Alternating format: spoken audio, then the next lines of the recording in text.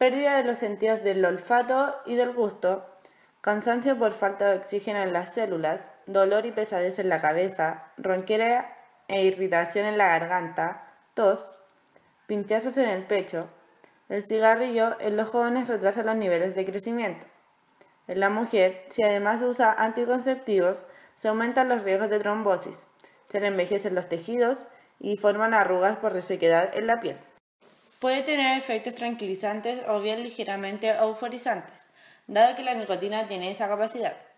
Está documentado que el tabaco es un elemento distractor, es decir, distrae la atención del consumidor cuando se lleva el cigarrillo hacia la boca.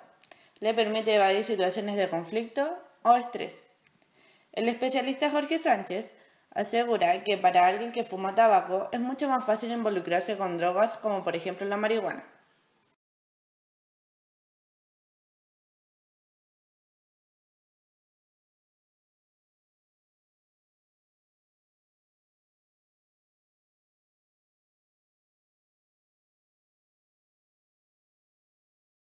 Pérdida de apetito, mal aliento, color amarillento de los dedos y dientes, fatiga prematura.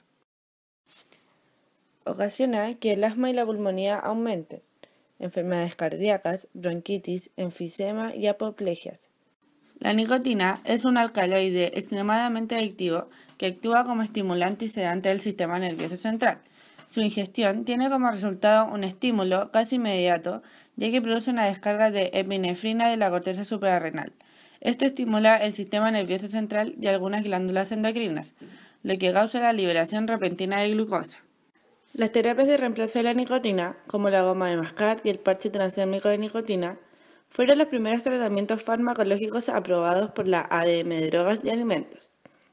Estas terapias de reemplazo se utilizan para aliviar los síntomas del síndrome de abstinencia, debido a que producen alteraciones fisiológicas menos severas que los sistemas basados en tabaco, y en general proporcionan a los usuarios niveles de nicotina más bajos que los del tabaco. Un beneficio adicional es que estas formas de nicotina tienen poco potencial de ser abusadas, ya que no producen los efectos placenteros como los produce el tabaco.